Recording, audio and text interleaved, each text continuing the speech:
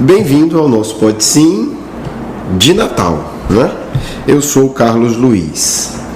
Bem, desde já vou me desculpando, a voz está um pouco estranha, estou um pouco gripado, mas não poderíamos ficar sem o nosso programa de Natal, né? Não dá, somos cristãos e é um momento oportuno para fazermos uma reflexão sobre a mensagem do Cristo, sobre as nossas vidas. Então hoje é um Pode Sim muito especial, tá certo? Estamos aí à véspera do Natal, a gente está gravando aqui na quarta-feira, né? Dia 17, vocês vão ter acesso a ele dia 19, portanto, antes, né, da comemoração da data simbólica do Natal.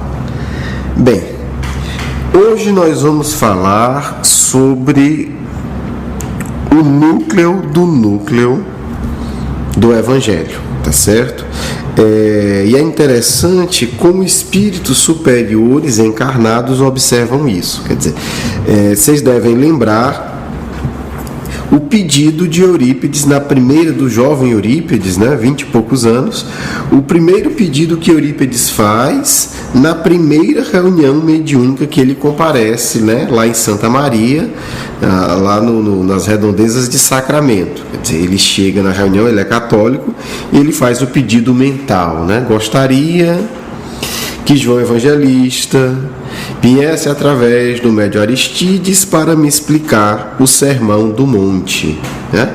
E como vocês já sabem a história, isso foi um pedido mental.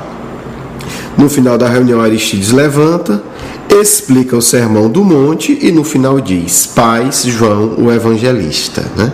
Sabemos que Eurípides pediu, o pedido dele, né, está direcionado a Aristides, porque Aristides era um agricultor da fazenda, uma pessoa de ótimo coração, mas não sabia ler nem escrever. Bem, e aí vamos agora falar de outro espírito também superior, Mahatma Gandhi, que tem uma relação belíssima com Cristo, né? Conta um jornalista que certa vez o visitava, né, e descreve o quarto dele, extremamente simples, e na parede uma foto do Cristo escrito: Ele é a nossa paz. E o repórter indaga: mas você é hindu? Ele sorri e diz: sim, sou, mas também sou cristão. E Gandhi vai fazer um comentário radical a respeito do Sermão do Monte. Ele diz o seguinte: se todos os livros da face da terra se perdessem, mas o Sermão do Monte fosse preservado, não teríamos perdido nada. Mahatma Gandhi, né? Uma outra tradição, mas os espíritos superiores se caracterizam justamente por isso. Quer dizer, eles conseguem, em grande medida, se colocar acima, né, dos preconceitos da cultura e das tradições, tornando-se capazes de extrair a essência de cada um. Portanto, hoje nós vamos falar do Sermão do Monte, e aí talvez você estranhe o título Iniciação Cristã, porque na nossa interpretação, né, o Sermão do Monte é a grande iniciação ao cristianismo, né, e ao Cristo, no sentido de o Cristo profundo que existe em nós. Vamos tentar explicar, né, porque essa nossa opinião. Vocês vão dando licença que eu vou bebendo água, que a voz está faltando. Bem, vamos ler aqui o Sermão do Monte. Ele está registrado por 2 evangelistas. Nós vamos ver o registro de Mateus, tá certo? Tem diferenças, a essência é a mesma, mas a gente vai optar aqui pelo registro de Mateus. Eventualmente a gente pode comentar alguma coisa de Lucas. Em Mateus, ele está no capítulo 5. Nós vamos ler a tradução do Haroldo Dutra Dias, que é, sem comparação, a mais ampla, a mais profunda, e que somente ela dá margem para os comentários que nós vamos fazer. Portanto, se você tem interesse em estudos do Novo Testamento, busque essa tradução, né? É um investimento que vale muito a pena fazer, porque é uma tradução que vai considerar os aspectos culturais, né? E é muito enriquecida, né? Não vou comentar aqui, não é o caso, mas vale muito a pena para quem quer estudar e refletir na profundidade do Novo Testamento. Bem, Vamos lá, Sermão do Monte, Bem-aventuranças. Eu vou dividir em em alguns grupos aqui. Primeiro, 2 grandes grupos. O início do sermão, do monte, e depois o conteúdo do Sermão do Monte. E aí a gente vai ver porque é que eu falo de iniciação. Vamos lá. Vendo as turbas, subiu ao monte. Após assentar-se, aproximaram-se dele os seus discípulos, e abrindo a sua boca os ensinava, dizendo... Aqui já está claro, e aí por isso que eu falei da tradução, do processo simbólico e iniciático da forma como Jesus age. Obviamente ninguém está entendendo nada, a não ser que esteja com essa excelente tradução. Vamos lá. Por trás disso há a seguinte tese. Jesus... utiliza-se de todos os elementos da cultura judaica, da Cabala, de todo o Antigo Testamento, utilizando-se dos símbolos para ensinar mais profundamente. E aí por isso a gente fala no iniciação. Iniciação é um ritual onde, através de processos de compreensão de símbolo, o indivíduo se torna apto a receber as grandes verdades espirituais. Talvez alguém esteja dizendo, mas o Espiritismo aboliu com tudo isso. Não, errado. O Espiritismo não usa rituais, porque se propõe a um ensinamento espiritual direto, mas não despreza os rituais e os simbolismos das outras crenças, tradições e religiões, conforme está no Livro dos Espíritos. O que a gente não pode é, de uma maneira tola, valorizar o externo, mas se a gente buscar em profundidade o ensino de cada ritual, seja de qual crença for, nós estaremos nos enriquecendo espiritualmente, tá certo? Porque não vamos ter a crença preconceituosa, e me desculpe a palavra, burra, de que todo mundo que fazia ritual era ingênuo e era tolo. Não, nós temos aí todo um conjunto de rituais do Antigo Testamento que são profundamente educativos.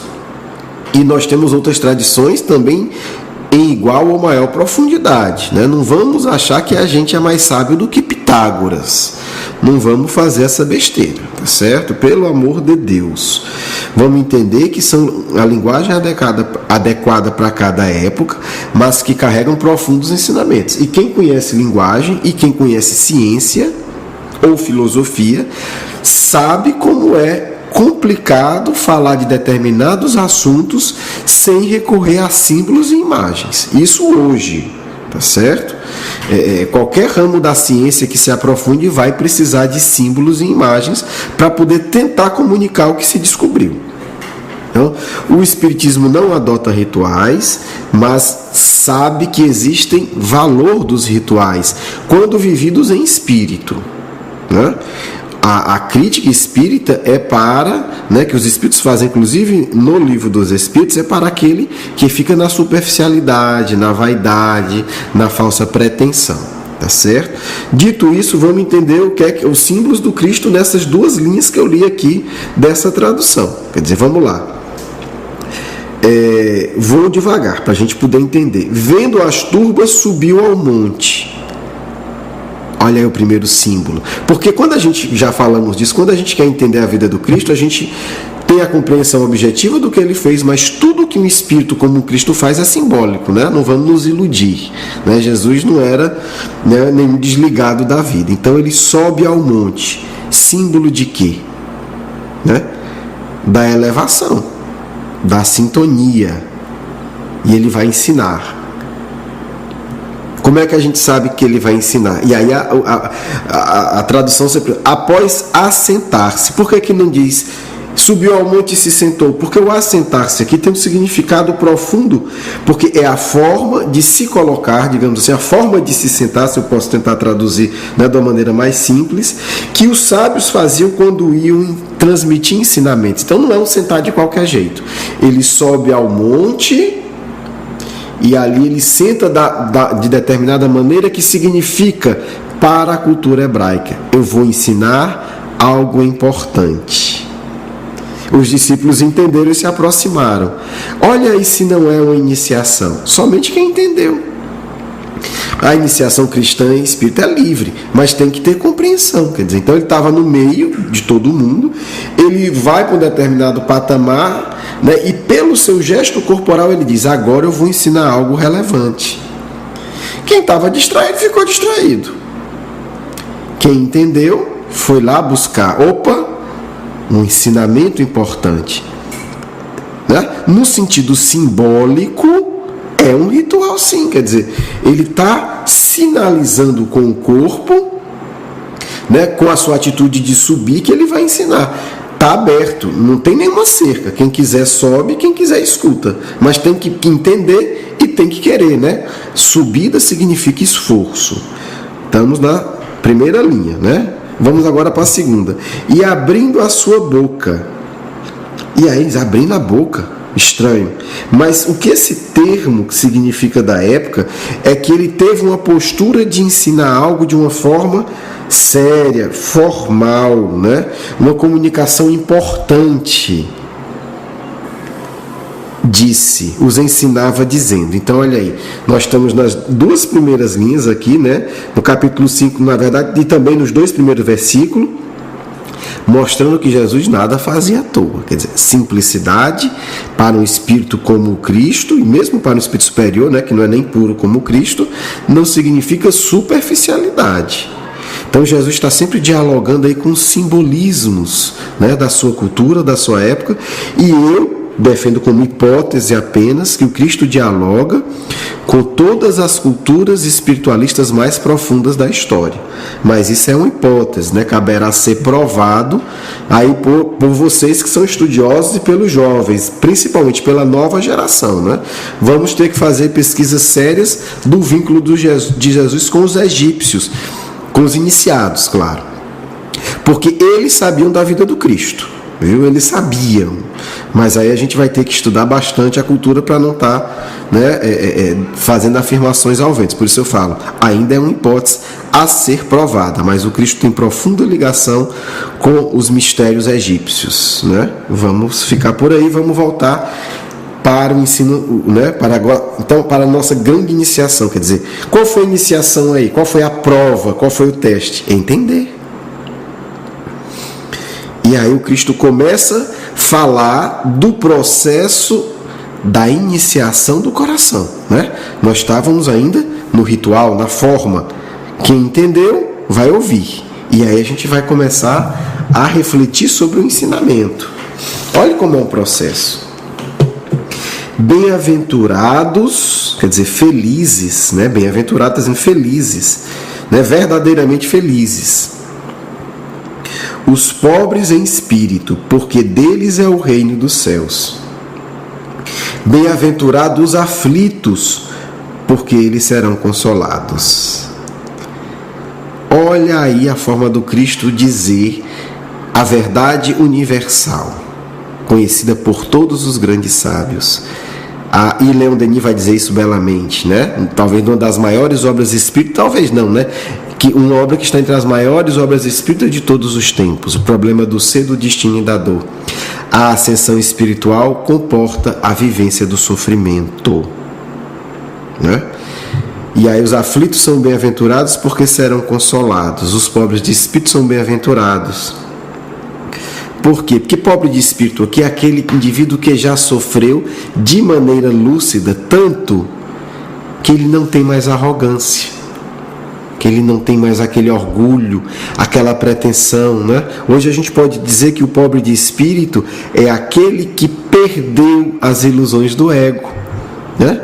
O que Buda iria dizer antes, né? Numa outra linguagem, mas é a mesma coisa. Quer dizer, o indivíduo que não é mais vítima de Maya, das ilusões, ele já se desapegou das ilusões. Por isso seu espírito é pobre, seu espírito é simples, mas a simplicidade daquele que é maduro. Não é o tolo, é o maduro. Numa linguagem atual, bem-aventurados que não têm mais ilusão do ego, não têm mais arrogância e orgulho, porque deles é o reino dos céus. E os aflitos por quê? Porque os aflitos serão consolados e, se souberem viver as aflições, serão pobres em espírito. Né? Porque é o processo do sofrimento bem vivido que eleva o espírito. Ser cristão não é fácil, né? Pelo menos segundo Jesus de Nazaré, né? Bem-aventurados os mansos, porque eles herdarão a terra. Olha aí, os mansos são aqueles que já têm o coração pacificado, preparando-se, né? Os mansos podem viver a aflição sem revolta, e esses herdarão a terra. E aí a gente vê isso nas obras espíritas. Kardec coloca isso na Gênese. Emmanuel aprofunda isso de uma maneira muito interessante no A Caminho da Luz. Os mansos herdarão a terra, sim, porque nós estamos vivendo o último período de transição da terra. Os valentes, os arrogantes, irão viver em outros mundos. Vai ficar na terra quem é manso. Olha, o Cristo já anunciando isso há 2000 anos, né? Daria para cada item desse fazer um imenso programa. Vocês estão vendo, né? E aí a gente falaria dessa transmigração dos espíritos. A Terra chegou um momento de passar para um outro patamar. Aqueles que forem mansos ficarão. E aí, os que ficarem, espero que nós estejamos entre eles, né? Se pacificarmos os nossos corações, se conseguirmos isso, nós iremos merecer viver num mundo pacífico, tranquilo. E aí é um sonho maravilhoso, né? Um mundo onde ninguém está pisando em ninguém, ninguém está roubando, ninguém está mentindo. Mansos, né? Imagine sociedades com milhões e milhões de habitantes, como as sociedades terrenas, sem ninguém, né, cometendo crimes horríveis. Imagine aí que mundo bom, né? A gente poder andar na rua e fazer amizade com qualquer um, porque sabemos que os que ficaram são mansos. Olha aí que legal. Bem-aventurados que têm fome e sede de justiça, porque serão saciados. Ora, tem fome e sede de justiça quem está sendo injustiçado, né? Mas aí, você está sendo injustiçado, você tem fome, mas você quer se saciar. Você não quer se vingar. Olha a sutileza. Eu estou sofrendo, mas o que eu busco é me saciar. Não é roubar, não é tomar do outro, não é a justiça que tem por trás uma ânsia de vingança. Esses não são bem-aventurados. Mas esses que sofrem e têm fome, têm busca para se saciar e não para se vingar de ninguém, esse também é bem-aventurado. Bem-aventurados misericordiosos, né? Misericórdia aqui é top, né? A gente alcançar isso é ser grandioso, porque receberão misericórdia. Bem-aventurados pacificadores, quer dizer, ele não apenas é manso, mas ele pacifica, né? Ele acalma, ele ensina a mansuetude. É algo mais, porque serão chamados filhos de Deus. Gente, cada item desse tem símbolos profundos, né? Quem sabe um dia a gente não pode amadurecer e aprofundar cada um desses itens, né? Ou, na verdade, né, aí vai o meu apelo para os estudiosos, né, do Novo Testamento, né, bem que eles poderiam explicar item por item, né, vinculando as tradições profundas aí do judaísmo. E aí a gente vai vir um bem mais interessante. Bem-aventurados os perseguidos por causa da justiça. Perseguidos, né, não é o criminoso, porque deles é o reino dos céus. E aí ele conclui de uma forma muito severa.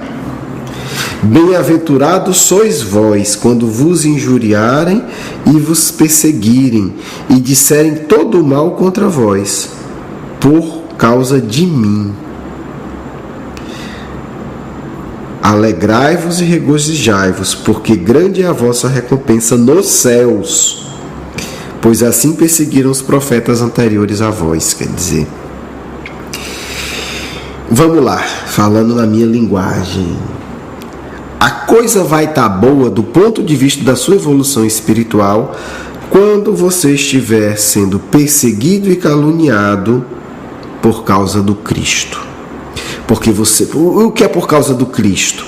Porque você está tendo uma conduta verdadeiramente cristã. Porque não tem como. Infelizmente, temos que constatar que estamos na Terra, num dos planetas bem atrasados do universo, né? Diz Kardec que a gente está lá no fundão, né? Kardec usa a expressão fundo moral do universo. Enfim, né? Sei lá, quinta, né? Quinta categoria.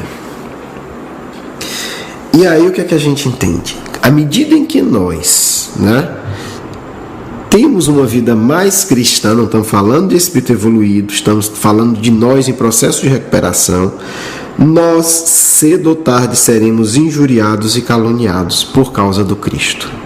Né? Por causa do Cristo aqui, porque nós estamos permitindo que Ele nos inspire a vida. E aí não estou falando só no sentido do espiritismo ou da sua religião qual seja, mas da vida. Eu tenho, por exemplo, um amigo que trabalha no serviço público no setor de licitação, recebe regularmente propostas de corrupção, não aceita. E aí se criou no ambiente uma calúnia dizendo que ele agora era rico, era extremamente corrupto, mas escondia. O que é que isso tem a ver com Cristo? Tudo. Ele tem uma conduta honesta porque é espírita, por causa do Cristo.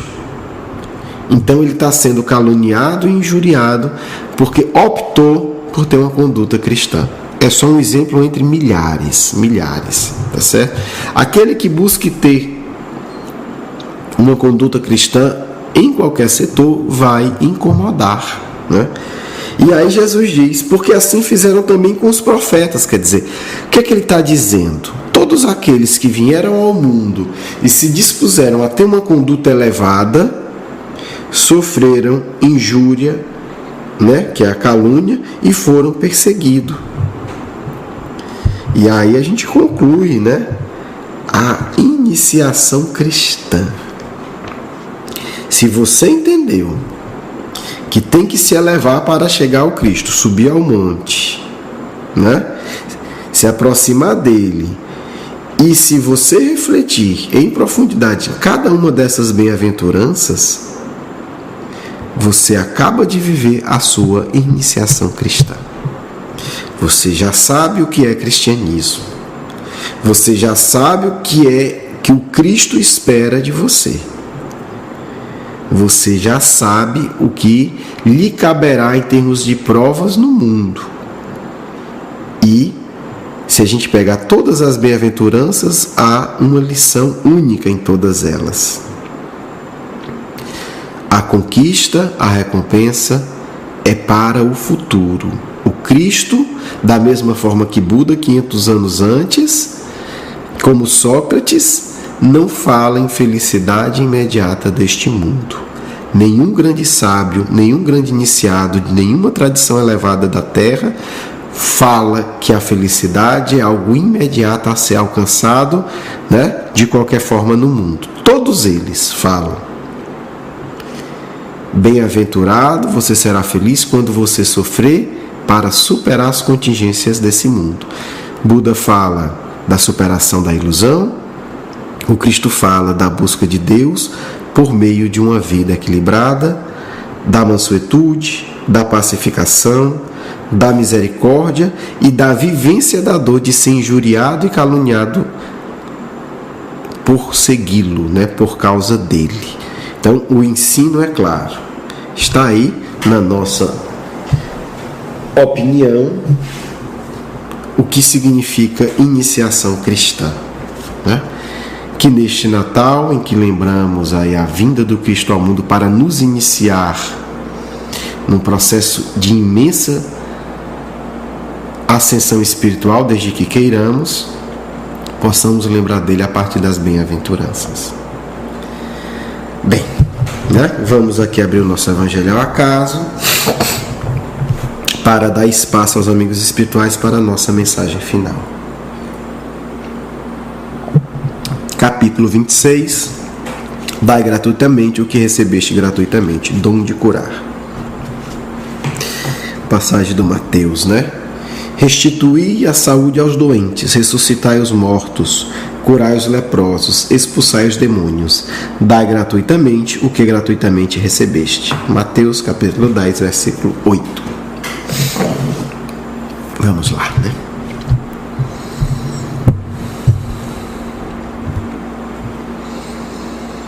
Pai de amor e bondade, que a tua luz infinita toque os nossos corações, nos tornando verdadeiros iniciados no cristianismo de nosso Mestre, que veio ao mundo em teu nome impulsionar o nosso crescimento espiritual e o nosso amadurecimento em todas as esferas da vida. Que assim seja.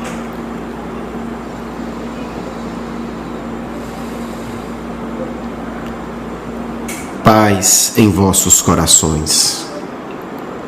Que o Cristo se faça presente no Natal deste ano de 2014, através das vossas ações, dos vossos pensamentos e das vossas emoções.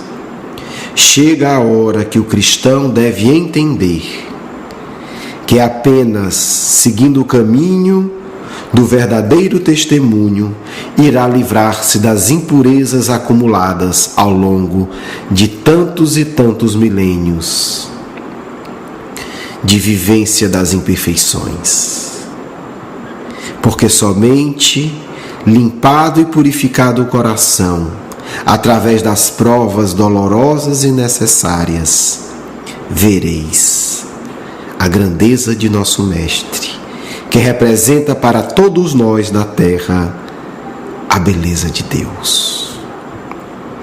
Amigos, o Cristo veio ao mundo para vos ensinar as verdades mais profundas do universo. E as bem-aventuranças vos explicam de forma simples e sublime o caminho a percorrer. Se bem-aventurados são os aflitos, lamentar é blasfemar contra o Pai. Se bem-aventurados que são perseguidos e caluniados pelo Cristo, a revolta não deve ser a vossa conduta, antes o agradecimento. Ou se vosso coração ainda se rebela, a prece humilde em busca de compreensão da vida. Apenas, meus irmãos amados, filhos de Deus, a renúncia ao mundo vos possibilitará que o Cristo viva em vós. Para trás com os falsos profetas que querem fazer da interpretação espírita a mentirosa interpretação do comodismo. Não. O Cristo vos diz pelas bem-aventuranças, Kardec vos explica, é o caminho da abnegação, é o dar gratuitamente o serviço mediúnico, as energias que Deus vos fornece, a alegria que por nada pagais aos vossos irmãos que partilham convosco as lutas do caminho. É calar ante a calúnia, é orar ante a acusação. O Cristo percebe em vós cada movimento íntimo de vossas almas. Por isso, dai-lhe de presente nesse Natal o vosso compromisso sincero a partir do ano que se inicia, de ser um verdadeiro iniciado na doutrina da misericórdia e do amor. Renunciai às batalhas da vaidade, renunciai à devolução das calúnias, renunciai à vingança. Sereis bem-aventurados se isso fizerdes. Renunciai às tolices do mundo, para vos dedicar à obra do amor feita no ambiente do trabalho e do lar, no ambiente da assistência e da sociedade em geral. Porque a renúncia do Cristo não é trabalho menor, não é abdicar do esforço. A renúncia que o Cristo ensina é doar-se mais e de forma mais profunda em tudo o que se faz a cada instante da vida. Filhos de Deus, nosso Mestre vos convoca. Amai, amai verdadeiramente, porque a luz do mundo irá refletir em todos os corações que neste Natal assumirem um compromisso de subir ao monte e aceitar as lições verdadeiras de nosso Mestre tão amado, que nunca nos abandona e sempre nos envolve em sua luz, para que aprendamos a ser verdadeiramente felizes. Paz de vosso amigo e irmão Caibar Schutel.